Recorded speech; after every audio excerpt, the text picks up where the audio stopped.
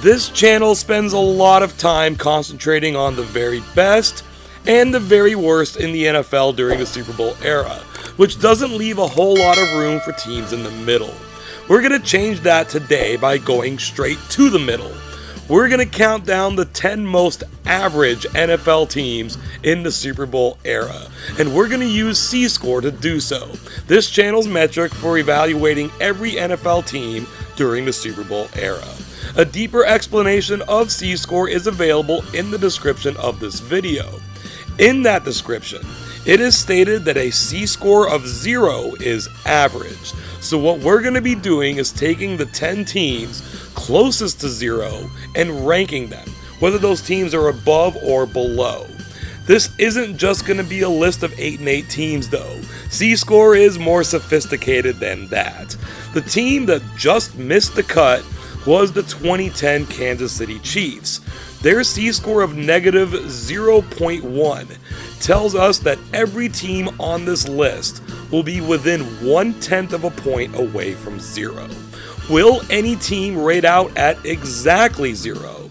Stick around to find out. Thank you for joining us today. We're ready to begin.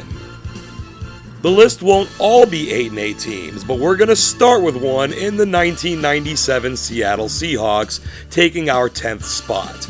Not only were they 8 and 8, but their point differential was almost level as well, outscoring their 16 opponents on the season by a single field goal. They were above average in scoring, 9th best in the league, and below average in points allowed, 22nd, which averages out.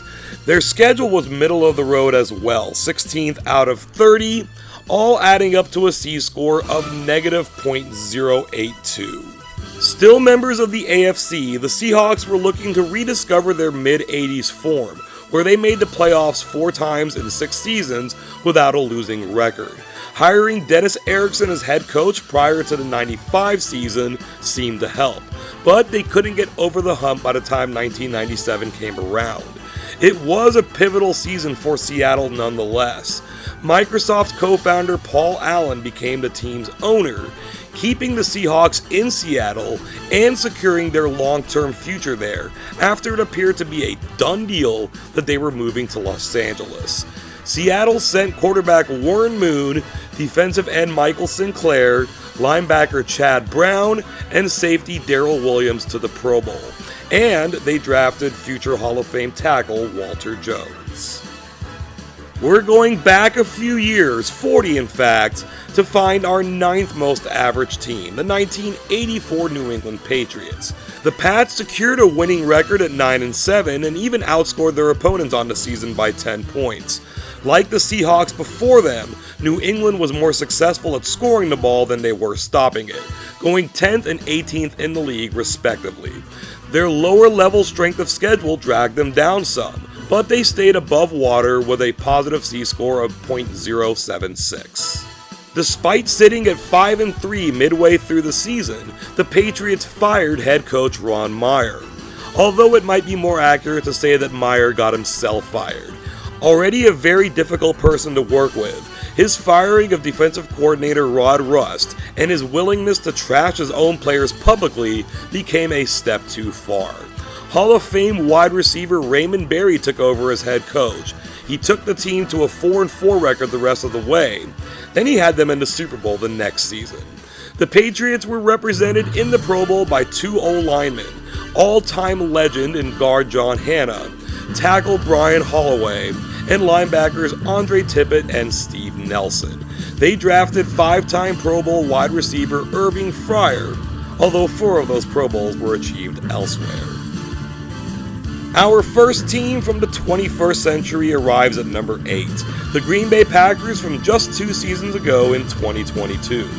Going exactly 500 is much tougher now with the 17-game schedule, and these Packers just missed that mark at 8-9. They were outscored on the season, but by the smallest possible margin of just 1 point. They were middle of the pack everywhere else, 14th in scoring, 17th in points allowed, 11th in strength of schedule. That record, though, cost them a positive C-Score, landing them at negative 0.075. The Packers had been suffering playoff disappointment after playoff disappointment since their triumph in Super Bowl 45, but the previous 3 seasons were particularly gut-wrenching. 2022 was a different kind of disappointment, with a mid-season 5-game losing streak nearly crippling them. With a chance to end the season on a 5-game winning streak and to qualify for the playoffs, they lost at home to the emerging Detroit Lions. That turned out to be the final game in a Packer uniform for Aaron Rodgers. The Pack only sent 2 players to the Pro Bowl, guard Elgin Jenkins and cornerback Jair Alexander, although Keyshawn Nixon was selected to the All-Pro First Team as a return specialist. We have our second team from 1997 at number 7, with the Minnesota Vikings. Their C-score of -0.065 joins together with their mid-range rankings across the board, 11th in scoring, 19th in points allowed, and tied for 14th in strength of schedule. Minnesota was just outscored on the season by 5 entire points, but that didn't keep them off the winning side of the record ledger at 9-7. It also didn't keep them out of the playoffs. They finished 4th in their division, but that earned them the final wildcard spot and a trip to New Jersey to face off with the Giants. After falling behind 16-0 and staying down by 16 at the half, they came back to win with the very odd final score of 23-22. They weren't as successful the following week against the top-seeded 49ers, but it was a springboard to their excellent 1998 season that had a chance to be truly historic. The Vikings didn't have much of a draft to speak of in 1997, but they did send 4 players to Hawaii, 3 of whom were eventually sent to Canton as well. In wide receiver Chris Carter, guard Randall McDaniel, tackle Todd Stussy, and defensive tackle John Randall. We're back with a 500 team at number 6 in the 2019 Pittsburgh Steelers. That 8-8 record comes with a small negative point differential of 14. The strength of this team was clearly the defense, finishing 5th in the league in points allowed while only getting up to 27th in points scored.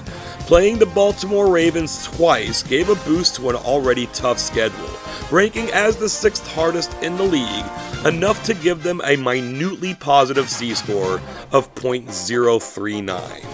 If this Steeler team was defined by something other than their defense, it was their streakiness. They opened the season with a 3-game losing streak. At 1-4, they went on a 4-game winning streak. After a loss, they went on another winning streak, 3 games this time, before ending the season on yet another 3-game losing streak. They went 8-2 in their middle 10 games, but the first 3 and the last 3 did them in. But because their head coach is Mike Tomlin, they did not have a losing season, because Mike Tomlin don't do losing seasons. Despite the 8-8 record, Pittsburgh had 6 Pro Bowlers: center Marquise Pouncey, guard David DeCastro, defensive lineman Cameron Hayward, linebacker TJ Watt, cornerback Joe Hayden, and mid-season trade acquisition safety Minkah Fitzpatrick. Halfway home now, with these C-scores creeping ever closer to 0, with the Tampa Bay Buccaneers of 2010 at number 5. We have our first double-digit win total here, with the Bucs pulling out a 10-6 record and outscoring their opponents by 23 points on the season. This is another defensive team, 9th in points allowed, but 20th in points scored, and a bottom 10 strength of schedule. They barely slipped under a 0 C-score with a negative .032. Because the NFC West was so horrific, there were more wins to be spread around throughout the NFC. Therefore, the Bucs couldn't make the playoffs with their 10 wins, losing out on a 3-way tiebreaker with the Giants and the Packers for the NFC's 6th seed. So, while it can be argued that they were lucky to get to 10-6, they were subsequently unlucky to miss out on the playoffs with that record. By the way, the deciding tiebreaker was strength of victory, which speaks to Tampa's mostly soft schedule. Still, it was a 7-win improvement from the previous season. They found a stalwart on the D-line in the draft, 6-time Pro Bowler Gerald McCoy, joining Tampa's one Pro Bowler from the 2010 season in tackle Donald Penn. 1997 isn't the only season to produce 2 teams on this list. 2022 gives us the New York Jets at number 4. With this entry, we have our first double-digit loss total, as the Jets went 7-10 while being outscored by 20 points. The offense and defense were mirror opposites, 4th in points allowed, 4th worst in points scored. But the Jets' schedule was tied for the hardest in the league, sneaking them into positive C-score range at .031. At 7-4, the Jets looked primed to make their first playoff appearance in 12 years. But in somewhat typical Jets fashion, they lost their final 6 games of the season, reserving their spots on the couch once again. In fairness to them, 4 of those losses were by 1 possession, and 4 of those losses were on the road against teams that eventually made the playoffs. That's a tough road to hoe. They also scored exactly 15 points total over their final 3 games. To reference Charles Dickens, this was a tale of 2 teams. The Jets absolutely nailed the draft though, with Offensive Rookie of the Year wide receiver Garrett Wilson and Defensive Rookie of the Year cornerback Sauce Gardner. Sauce was joined in the Pro Bowl by defensive tackle Quinnen Williams, linebacker CJ Mosley, and special teamer Justin Hardy. We're now at number 3 with the team I thought might top this list, the 2020 Chicago Bears. 8-8 with a +2 point differential is as average as it gets. Their points allowed was around middle of the road, 14th in the league, as was their strength of schedule at 15th hardest. They just didn't show out enough on the scoreboard, and that 22nd in the league ranking just nudges their C-score down to -0.021. Yet, because of the ridiculousness of the 2020 season and the addition of an extra playoff team per conference, the Bears joined the Colts of the AFC as the NFL's first ever number 7 seeded teams. Not even a mid-season 6-game losing streak was enough to stop this juggernaut of mediocrity from achieving their destiny of going one and done in the playoffs, falling in rather simple fashion to the New Orleans Saints in front of their sellout crowd of 3,000 screaming fans shaking the roof of the Superdome. Chicago found superstar cornerback Jalen Johnson in the draft and sent 2 players to the Pro Bowl, linebacker Khalil Mack and return specialist Cordero Patterson. And although he didn't make the Pro Bowl, linebacker Roquan Smith was named as a second-team All-Pro. It just wouldn't be a C-score list without what would appear to be an outlier, but the second most average team in the Super Bowl era is an 11-5 team, the 2005 Tampa Bay Buccaneers.